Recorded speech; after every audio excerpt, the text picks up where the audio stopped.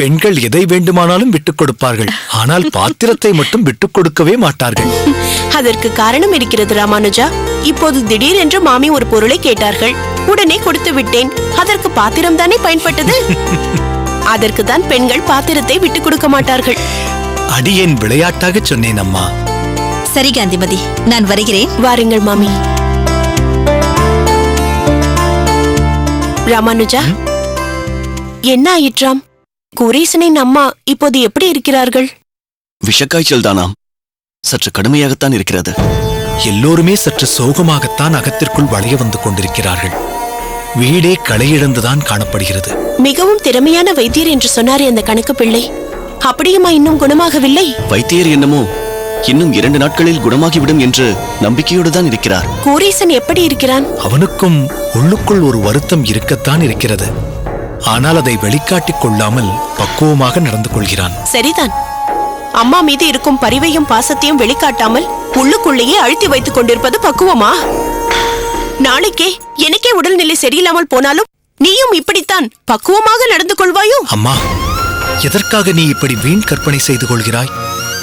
அடியேன் குரேசனின் பற்றற்ற நிலையை சொன்னேன், அவ்வளவுதான். அதற்காக அம்மாவின் மீது குரேசனுக்கு பாசம் இல்லை என்று அர்த்தமில்லை. பெரியம்மா, வீணாக கவலைப்படாதீர்கள். வயது ஆக ஆக சிலருக்கு இப்படி ஒரு பக்குவம் வந்துவிடும். குரேசனின் தந்தையும் கூட சற்று கவலையுடன் காணப்பட்டாரே தவிர தன் வருத்தத்தை பெரிதாக வெளிக்காட்டவில்லை. எனக்கும் கூட தான் வயதாகிக் கொண்டிருக்கிறது. அன்று இரவு முழுவதும் ராமானுஜன் அகத்திற்கு வரவில்லையே என்று என் வருத்தத்தை வெளியே காட்டாமல் மனதிற்குள்ளேயே அழுத்தி வைத்துக் கொண்டா இருந்தேன். பாசம் நெஞ்சில் நிறைந்திருக்கும் போது பக்குவத்திற்கெல்லாம் அங்கே இடமில்லை. இல்லை பெரியம்மா, நீங்கள் நினைப்பது தவறு. ராமானுஜர் அண்ணா உங்கள் மேல் எவ்வளவு பாசம் வைத்திருக்கிறார் என்பதை நான் அறிவேன். அதேபோல் பெரியப்பாவும் உங்கள் மேல் உயிரையே வைத்திருக்கிறார். அதை அவர்கள் அனைவருக்கும் தெரியும்படி வெளியே காட்டுவதில்லை. சொல்லப்போனால் அப்படி வெளிப்படையாக அன்பையும் பாசத்தையும் காட்டுபவர்கள் மேல் சற்று சந்தேகம் கூட வருகிறது. ஒருவேளை அது போலியான பாசமோ என்று. இல்லை கோவிந்தா, ஒரு பெண்ணின், முக்கியமாக ஒரு தாயின் மனதை ஆண்களால் புரிந்து கொள்ள முடியாது. அவர்கள் வெளிப்படையாக அன்பை காட்டுவதைத்தான் மிகவும் விரும்புவார்கள். குரேசனும் அவன் தந்தையும் கூட பாசத்தை சற்று வெளிக்காட்டினால் அந்த தாய் சீக்கிரம் குணமடைவாள் என்று எனக்கு தோன்றுகிறது. சரியம்மா, உன் மனதுக்குள் இருக்கும் ஆதங்கத்தை இப்போது நான் புரிந்து கொண்டேன். ஆனாலும் நீ சற்று அதிகமாகவே உணர்ச்சி வசப்படுகிறாயோ என்று எனக்கு தோன்றுகிறது. உணர்ச்சி வசப்படுவேன், நிச்சயம் உணர்ச்சி வசப்படுவேன். தாய் என்ற ஸ்தானத்தில் தன் மகனிடம் சில எதிர்பார்ப்புகள் தாய்க்கு இருக்கத்தான் செய்யும். அதை நிச்சயம் நான் எதிர்பார்ப்பேன். அதை தவறு என்று நீ சொன்னாலும் அதை நான் ஏற்றுக்கொள்ள மாட்டேன். சரியம்மா, நமக்குள் எதற்கு வீண் தர்க்கம்? கோவிந்தா, சீக்கிரம் ஸ்நானம் செய்துவிட்டு புறப்படு. நாம் தமிழ் பாசுர வகுப்பிற்கு போக வேண்டும். வீராவும் காளியும் காத்துக் கொண்டிருப்பார்கள். வா, சீக்கிரம் புறப்படு. சரி அண்ணா.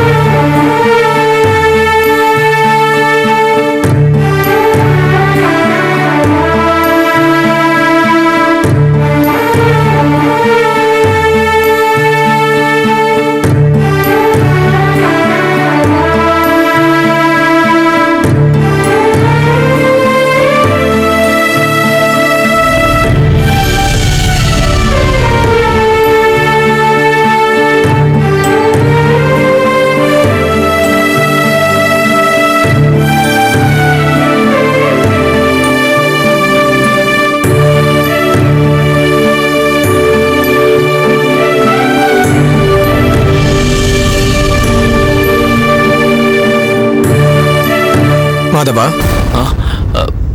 வா மாறனேர் நம்பி. அடியேன் வந்தது கூட தெரியாமல் என்ன யோசனை?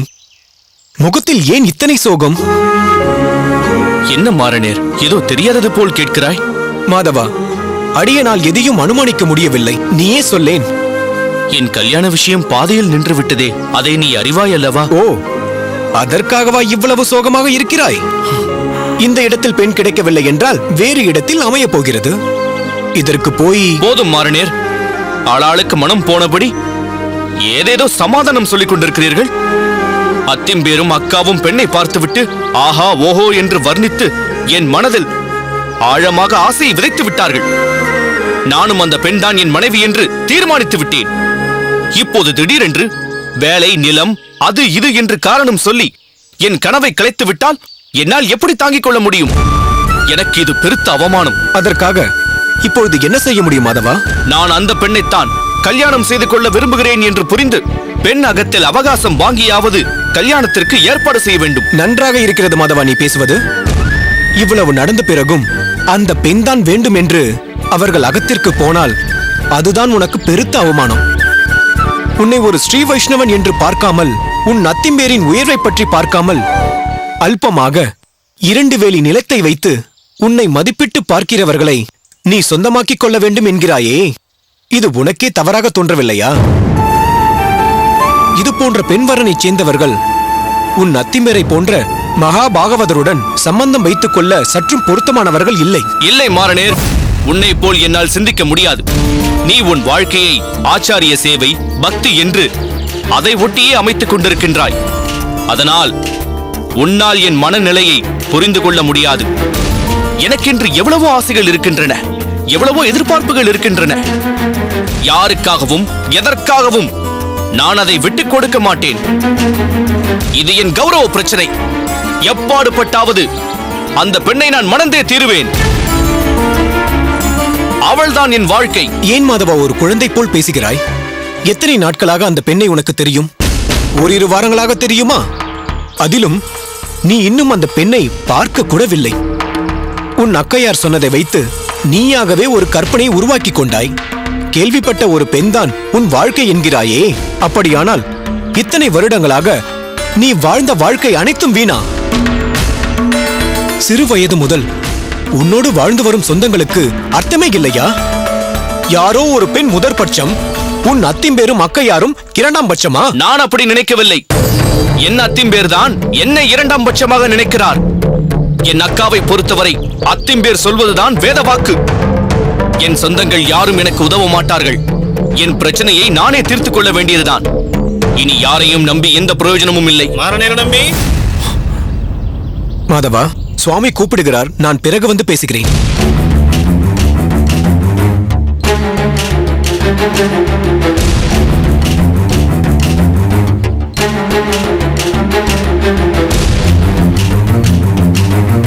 அடியேன் தாசன். மாரணேன நம்பி, அன்று ஒரு செல்வந்தர் நம் அகத்திற்கு வந்தார் அல்லவா? வெங்கடாச்சலம் என்ற ஒருவர் வந்தாரே, அவரைத்தானே சொல்கிறீர்கள்? பரவாயில்லையே, நல்ல ஞாபக சக்தி தான். அவரேதான். அவர் கொடுத்த இந்த பொற்காசு பொதியை கோவில் அதிகாரியிடம் கொடுக்கலாம் என்று சென்றேன். ஆனால் தற்போது அவருக்கு இருக்கும் நிறைய வேலைகளில் இதை வாங்க மறுத்துவிட்டார். இன்னும் 4-5 நாட்களில் வாங்கிக் கொள்கிறேன் என்று சொன்னார். என்ன செய்வது? பெருந்தொகை ஆயிற்றே. அதனால் என்னிடமே இப்போதைக்கு இருக்கட்டும் என்று சொல்லிவிட்டார். அடியேனோ இன்றோ அல்லது நாளையோ மாதவனுக்கு வேறொரு பெண் விஷயமாக வெளியூர் சென்று வரலாம் என்று இருக்கிறேன். இன்னும் சில காரியங்களும் இருக்கிறது. அநேகமாக மேகவல்லியும் குழந்தைகளும் கூட என்னுடன் வருவார்கள். நீ இந்த பொற்காசு பொதியை பத்திரமாக வைத்துக்கொள். நான் ஊரில் இல்லாத சமயத்தில் கோவில் அதிகாரி வந்தாலோ அல்லது அவர் சொல்லி ஆள் வந்தாலோ இந்த தொகையை அவரிடம் சேர்த்துவிடு. இதை உன் அறையில் பத்திரமாக வைத்துக்கொள். ஆகட்டும் சுவாமி.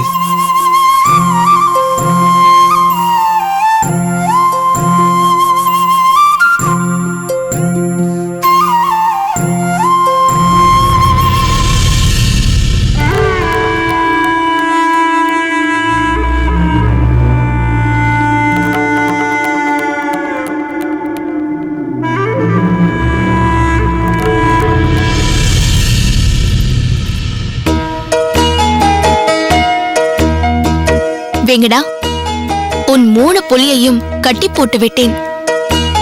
இனிமேல் என் நாட்டை நீ வெட்டவே முடியாது. எனக்குத்தான் வெற்றி. போக்கா, நீதானே சொன்னாய் புலியைத்தான் எப்போதும் தோற்கடிக்க முடியாதென்று. நீயே புலியாக இரு என்று. அதனால்தான் நான் புலியாய் இருந்தேன். இல்லை என்றால் நான் ஆடாகவே இருந்திருப்பேன். சரி, போன தடவை ஆடாக இருந்துதானே தோற்று போனாய். பிறகு என்ன? ஆடாக இருந்தாலும் சரி, புலியாக இருந்தாலும் சரி, வெற்றி பெற இது இது வேண்டும். அப்படியானால் எனக்கு மூளை இல்லை என்கிறாயா? ஆமாம். போடி பொல்லாத மூளை. ஏய், போடி கேடி என்று டீ போட்டு பேசினாய், 2 போடுவேன் பார்த்து. அப்படித்தான் சொல்லுவேன். நீ என்னை ஏமாற்றி வெற்றி பெற்று விட்டாய். இனிமேல் நான் விளையாடவே வரமாட்டேன், போ. என்ன சத்தம் இங்கே? அம்மா, இவள் என்னை ஏமாற்றி விளையாடி இருக்கிறாள் அம்மா. என்னடி? என்னடா, என்ன ஆயிற்று? எப்போது பார்த்தாலும் இவளே வெற்றி பெற்றுக் கொண்டிருக்கிறாள். ஏமாற்றி விளையாடி என்னை தோற்கடித்து விடுகிறாள் அம்மா. என்னடி தஞ்சா இது? எப்பொழுது பார்த்தாலும் இவனை அழ வைத்துக் கொண்டே இருக்கிறாய். அம்மா, அவன் தோற்றால் நான் என்ன செய்ய முடியும்? இவன் உன் தம்பி தானே, இவனை அரவணைத்துக் கொண்டு போக கூடாதா? ஒரு தடவை இவனை வெற்றி பெறவிட்டால் தான் என்னவாம்? அதெல்லாம் முடியாது. போட்டி என்று வந்துவிட்டால் போட்டிதான். அது தம்பியாக இருந்தாலும் சரி, நீயாக இருந்தாலும் சரி. ஆமா, எனக்கு வேறு வேலை இல்லை பார். உன்னோடு உட்கார்ந்து கொண்டு போட்டி போடுவதற்கு. என்னவோ சகுனி போல் பகடை உருட்டி நாட்டையே வெற்றி பெற்றார் போல் பேசுகிறாயே. குழந்தைதானே இவன், இவனோடு போய் போட்டி போடலாமா? பெரிய போட்டி. வேங்கடா, அவளோடு இனிமேல் நீ விளையாட வேண்டாம். ஏமாற்றி விளையாடுகிறாள். ஏய், வேண்டாம். சும்மா இருடி. எப்பொழுது பார்த்தாலும் 2 பேருக்கும் மகாபாரத யுத்தம் தான். வர வர அகத்தில் நீ ஒரு வேலையும் செய்வதே இல்லை. இவனோடு வம்பு பிடிப்பதே உனக்கு முழு நேர வேலையாக போய்விட்டது. உள்ளே அரிசி களைந்து நனைத்து வைத்திருக்கிறேன், எடுத்துக்கொண்டு போய் தாழ்வாரத்தில் நிழலாக உலர்த்து போ. நாளை புக்ககத்திற்கு போய் தழுகை காரியம் ஒன்றும் தெரியவில்லை என்றால், நன்றாகத்தான் பெண்ணை வளர்த்திருக்கிறாள் என்று என் தலையைத்தான் உருட்டுவார்கள். போடி, சொன்ன வேலையை செய். என்ன கௌசல்யா, குழந்தையை என்ன வேலை செய்ய சொல்கிறாய்? ஆமாம், குழந்தை. வேண்டுமானால் அவளை மடியில் போட்டு கொஞ்சுங்கள். குழந்தையாம் குழந்தை. அகத்தில் ஒரு கை காரியம் கூட செய்வதில்லை. தம்பியோடு எப்போதும் சதா சர்வகாலமும் சண்டை சண்டை. 6 வருடம் கழித்து தம்பி வந்திருக்கிறானே, அவனுக்கு இதை செய்வோம் அதை செய்வோம் என்று இல்லை. ஏன் தஞ்சமா இப்படி அம்மா சொல்லும்படி வைத்துக் கொள்கிறாயே? போ, ஏதாவது ஒரு வேலையை கற்றுக்கொள். முதலில் போய் எனக்கு கொஞ்சம் தீர்த்தம் கொண்டு வா. மழை வந்துவிட போகிறது சுவாமி. ஏன்? பெண்ணை இவ்வளவு பெரிய காரியம் செய்ய சொல்லிவிட்டீர்களே. போடி, தீர்த்தம் எங்க இருக்கிறது என்று தெரியுமா தெரியாதா? எல்லாம் தெரியும். என்ன வேங்கடா, நீயும் தானே வளர்ந்து விட்டாய். அக்காவுடன் சண்டை போடக்கூடாது என்று தெரியாதா உனக்கு? நான் ஒன்றும் சண்டை போடவில்லையப்பா. தஞ்சாதான் எப்போது பார்த்தாலும் என்னை வம்பு கிழித்துக் கொண்டே இருக்கிறாள். என்னை எந்த விளையாட்டிலும் தோற்கடிக்க முடியாது என்று எப்போது பார்த்தாலும் பீற்றுக்கொண்டே இருக்கிறாள். சரி, போகட்டும், விடு. கௌசல்யா, நம் வேங்கட கிருஷ்ணனை தன் பாடசாலையில் சேர்த்துக் கொள்ள மயூரவண்ணன் ஒத்துக்கொண்டு விட்டார். அப்படியா? பார்த்தீர்களா, இவர்களது சண்டையை விலக்கவே எனக்கு சரியாக போய்விடுகிறது. நீங்கள் போன காரியம் என்னவாயிற்று என்று கூட எனக்கு கேட்க தோன்றவில்லை. மயூரவண்ணன் எப்படி சம்மதித்தார்? எல்லாம் சோமயாஜியின் கைங்கரியம்தான். அவர் பரிந்துரை செய்ததால் தான் மயூரவண்ணன் ஒத்துக்கொண்டார். இந்தாருங்கள். அப்பாடா, ஒரு பெரிய பிரச்சனை விட்டது. நீங்கள் பாட்டுக்கு அவனை 6 வருடம் படித்த பாடசாலையிலிருந்து கூட்டிக் கொண்டு வந்து விட்டீர்களே. மேலே இவனை படிக்க வைக்க எங்கு அனுப்புவதென்று எனக்கு பெரிய விசாரமாக இருந்தது. எனக்கும் முதலில் அப்படித்தான் இருந்தது. அவ்வப்போது தவறு செய்து விட்டோமோ என்று கூட நான் வருந்தி இருக்கிறேன். பிறகுதான் நீ ஒரு முறை ராமானுஜனின் ஆச்சாரியனை போய் பார்க்கலாமே என்று சொன்னது சரியாகப்பட்டது. சோமியாஜி நமக்கு நன்கு பரிச்சயமானவராயிற்றே, அவர் வழியே இவனை அங்கு சேர்த்து விடலாம் என்று பிறகுதான் எனக்கு தைரியமே வந்தது. சோமயாஜி சுவாமிகளுக்குத்தான் நாம் நன்றி சொல்ல வேண்டும். அவருக்கு மட்டும் நன்றி சொன்னால் போதாது, வேறொருவருக்கும் சொல்ல வேண்டும். என்ன குழப்புகிறீர்கள்? தெளிவாகவே சொல்கிறேன். முதலில் சோமயாஜி எவ்வளவோ சொல்லியும் மயூரவண்ணன் சுவாமிகள் ஒத்துக்கொள்ளவே இல்லை. பாவம். பிறகு நமக்காக சோமயாஜி ஒரு அஸ்திரத்தை பிரயோகிக்கும்படி ஆயிற்று. அப்படி என்ன அஸ்திரத்தை பிரயோகித்தார் அவர்? மயூரவண்ணன் அவரே விரும்பித்தான் ராமானுஜனை தன் மாணாக்கனாக பாடசாலையில் சேர்த்துக் கொண்டாராம். அதற்கு பிரதியுபகாரமாக எது வேண்டுமானாலும் கேளுங்கள் என்று சொல்லியிருந்தாராம். சோமயாஜி சுவாமிகள் இப்போது அதை ஞாபகப்படுத்தி ராமானுஜனுக்காக நம் வேங்கட கிருஷ்ணனை சேர்த்துக் கொள்ள சொல்லி கேட்கவே மயூரவண்ணன் அதற்கு ஒத்துக்கொள்ளும்படி ஆயிற்று.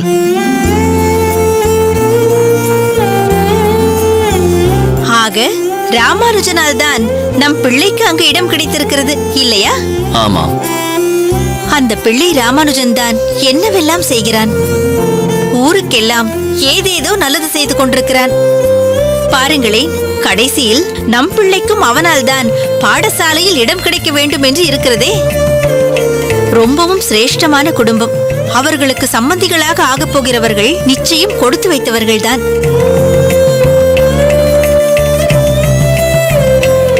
சரி வாருங்கள்.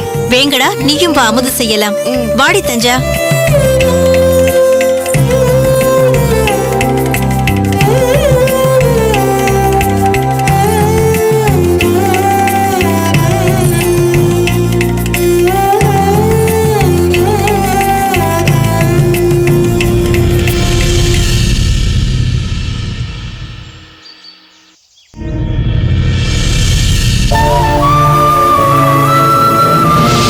அவர்களை கலவரப்படுத்த வேண்டாம் என்றுதான் சொல்லவில்லை. அறிகுறிகளை எல்லாம் வைத்து பார்க்கும்போது இது விஷக்காய்ச்சலாக தோன்றுகிறது. உன் தந்தையோடு ஆலோசித்து நான் ஒரு உயில் எழுத நீ ஏற்பாடு செய்ய வேண்டும். கோரீசனே, எக்காலத்திலும் எக்காரணம் கொண்டும் கைவிடக்கூடாது.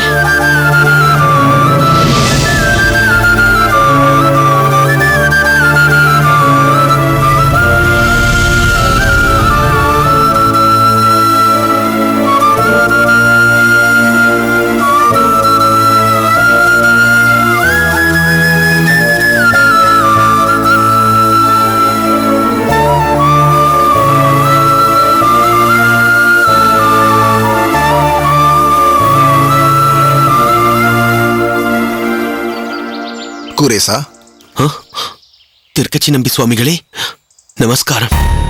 நமஸ்காரம். என்ன குரேசா, என்னவாயிற்று? எப்பொழுதும் மலர்ந்த முகம், அதற்குகந்த வார்த்தைகள் என்று இருப்பாய். ஆனால் இன்று வாடிய முகம், வார்த்தைகளில் சோகத்தின் சுவடு. உன்னை இது போல் அடியேன் பார்த்ததில்லையே. கர்மபந்தம் சுவாமி. அடியேனின் தாய்க்கு உடல்நிலை மிகவும் மோசமாக உள்ளது. மருத்துவர் வந்து பார்த்தும் நம்பிக்கை வார்த்தைகள் ஏதும் கூறவில்லை. ஆனால் நீ மிகவும் தன்னம்பிக்கை கொண்டவனாயிற்றே குரேசா. இருப்பினும் தொப்புள் கொடி சம்பந்தமாயிற்று. அடியனுக்கு ஏதாவது ஒன்று என்றால் பதை பதைத்து ஓடி வருவார் அடியனின் தாய். அப்படிப்பட்டவள் முடங்கி போய் படுத்த படுக்கையாய் இருப்பது என் மனதை மிகவும் சங்கடப்படுத்துகிறது.